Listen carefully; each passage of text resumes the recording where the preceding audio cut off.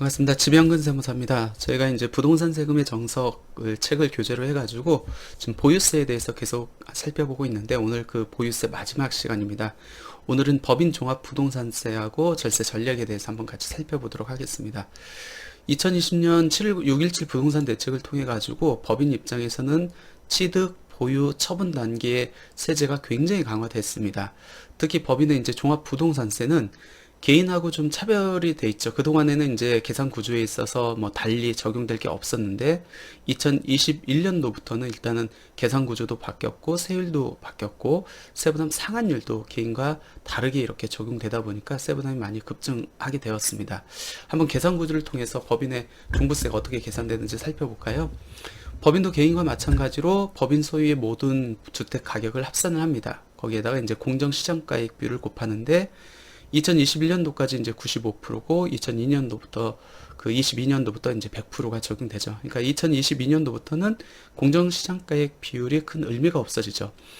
과세 표준이 나오고 세율을 적용하는데 세율이 개인 같은 경우는 8단계 누진세율로 돼 있는데 여기에서는 이제 단일세율입니다. 3% 또는 6% 딱 두 개만 적용됩니다. 그리고 산출세액이 나오고 산출세액이 나온 다음에 이제 공제할 재산세액을 빼주죠. 이중과세 조정을 위해서. 그 다음에 납부세액이 나옵니다. 개인과 마찬가지로 납부세액에 대해서는 그 20%를 농어촌 특별세로 납부를 해야 됩니다. 그럼 개인하고 어떤 계산 구조에 있어서 어떤 차이점이 있을까요? 첫 번째 뭐가 다르죠? 그렇죠. 과세 기준 금액 6억 원이 적용이 안 됩니다.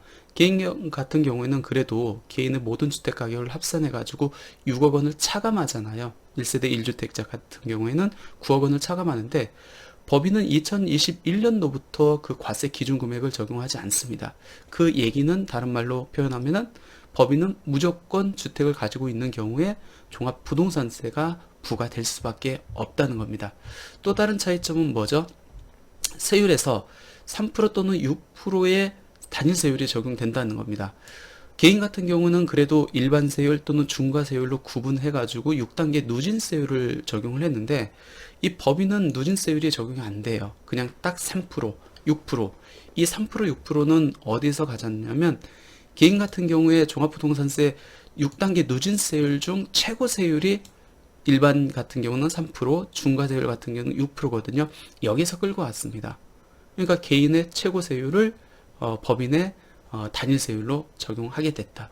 똑같이 3%는 조금 투기 목적이 없다고 하는 것들, 조정 대상지역의 1주택자, 두 채인데 하나는 조정, 하나는 비조정. 그 다음에 주택이 두 개 다 비조정에 있었을 때는 법인은 3%의 그 종합부동산세율이 적용되고 그렇지 않은 경우, 즉 조정 대상 지역의 2주택자라든지 그 다음에 주택수가 3채 이상인 자는 6%의 그 중과세율이 이렇게 적용됩니다.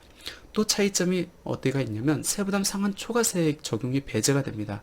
개인 같은 경우는 직전 연도에 납부했던 재산세하고 종합부동산세 상당액을 기준으로 해서 150% 또는 300% 초과되는 부분은 세부담 상한 초과세액이라고 해서 차감을 해줬거든요. 근데 법인에는 그게 적용이 아예 적용되지 않는다. 굉장히 계산 구조는 심플해졌지만 그에 비해서 세부담은 굉장히 증가할 수밖에, 급증할 수밖에 없습니다. 계산 한번 해볼까요? 예를 들어 가지고 3% 세율을 적용받는다고 할게요. 3% 세율이라는 거는 주택수가 이제 한 채밖에 없거나 두 채인데 조정, 비조정 또는 두 개 다 비조정에 있는 경우, 만약 법인의 주택 공시가격 합계액이 5억이라고 했었을 때 우리가 2020년도까지는 6억 원의 공제 금액이 기준 금액이 적용되기 때문에 납부할 세금이 없었죠.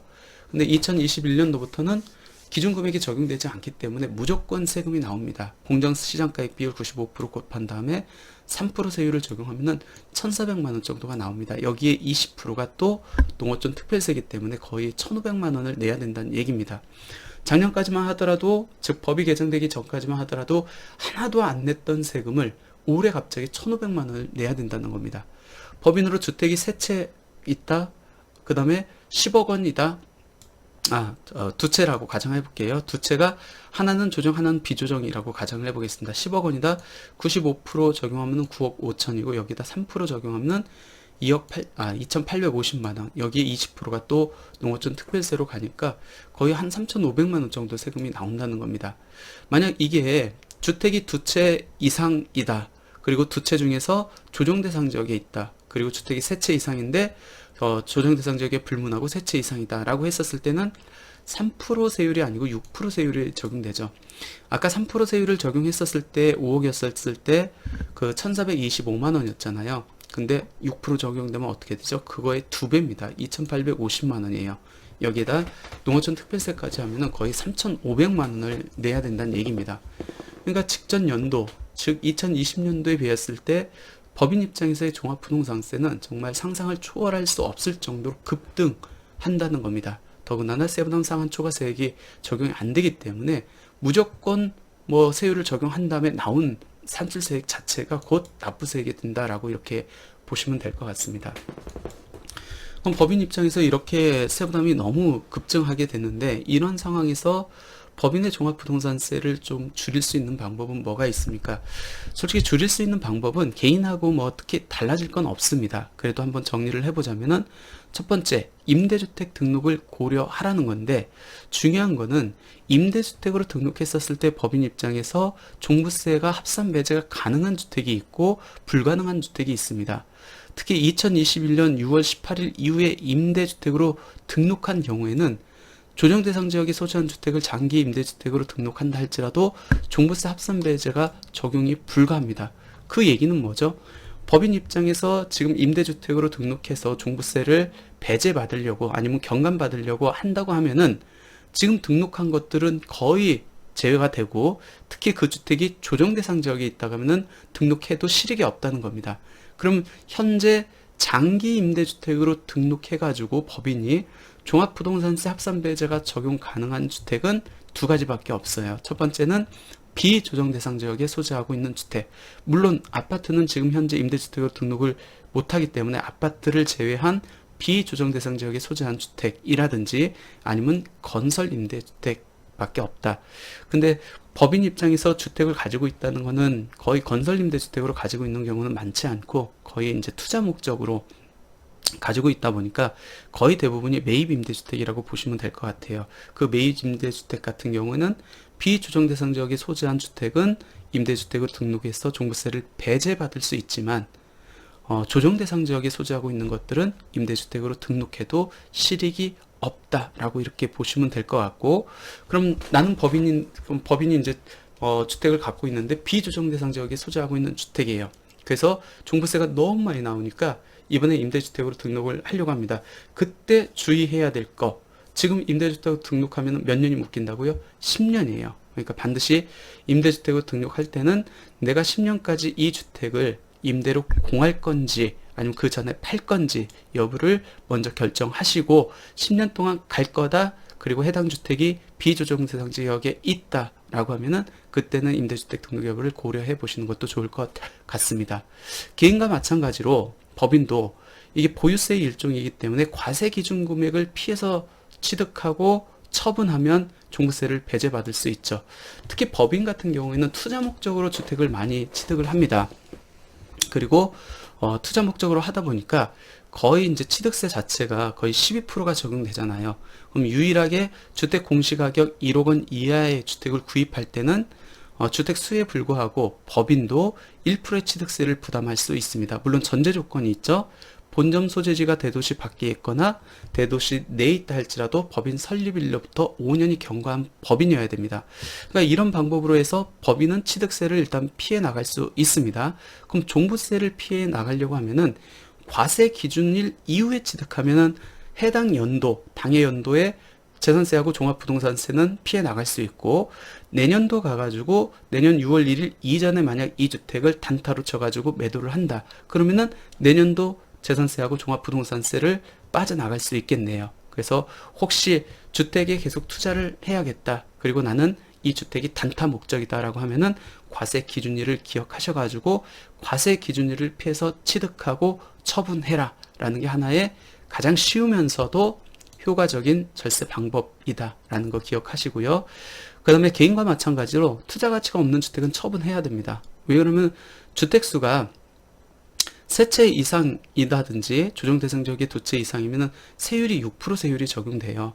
근데 내가 주택수, 쓸모없는 주택을 빨리 처분해가지고, 즉 투자 가치가 없는 주택을 처분을 해가지고 주택을 두 채로 만들면서 그 두 채가 두 채 중에서 한 채라도 비조정 대상 지역에 발을 담고 있다 하면은 6%의 세율이 아닌 3%의 세율이 적용되기 때문에 종합부동산세 부담을 반으로 줄일 수 있다는 내용입니다. 그래서 6월 1일을 피하고 그 다음에 웬만하면은 6%가 아닌 3% 세율을 적용받도록 해라. 그리고 똘똘한 한 채에 집중해라. 왜 그러면 주택 한 채만 있는 경우에도 그 한 채가 조정 대상 지역에 있다 할지라도 6%가 아닌 3% 세율을 적용받을 수 있잖아요. 그러니까 똘똘한 한 채에 차라리 투자하는 게 투자 수익을 더 극대화시키면서 그때 매도 시점까지 종부세를 적게 낼 수 있는 방법이 될 수 있다라는 겁니다. 오늘은 이제 종합부동산세 마지막 시간이었습니다. 법인 종합부동산세에 대해서 배웠고 개인과는 세 가지 정도가 차이가 있어가지고 세부담이 더 증가한다. 과세 기준 금액이 적용이 안 되고 세율이 3% 또는 6%의 단일 세율, 높은 세율이 적용되고 세부담 초과세액이 차감이 안 되기 때문에 종부세 부담이 상당히 늘어난다라는 거 하고 그런 상황에서 법인이 종합부동산세를 회피해 가려면은 일단 임대주택으로 등록하는 건데 이거는 10년을 가져간다는 전제 조건하고 비조정 대상 지역에 소재하고 있다는 전제 조건 하에서 고려해 볼 만하고 단타로 계속 부동산 주택에 대해서 투자를 하고 싶다 그러면 6월 1일을 피해 가지고 취득하고 처분을 해라. 그리고 주택수가 지금 많다 하면은 매도하는 수밖에 없습니다. 아니면 빨리 주택수를 없애는 수밖에 없는데 그때도 웬만하면 세율이 6%가 아닌 3% 세율을 적용받을 수 있도록 그리고 처분을 하고 똘똘한 한 채에 그 집중해서 투자하는 게 오히려 날 수 있다라는 내용을 전해드리면서 그동안 이제 7강의로 이렇게 진행이 된 것 같아요. 보유세에 대한 강의는 이것으로 마치고 다음 시간부터는 주택 임대소득과 관련된 내용 전해드리도록 하겠습니다. 오늘 강의에서 마치겠습니다. 감사합니다.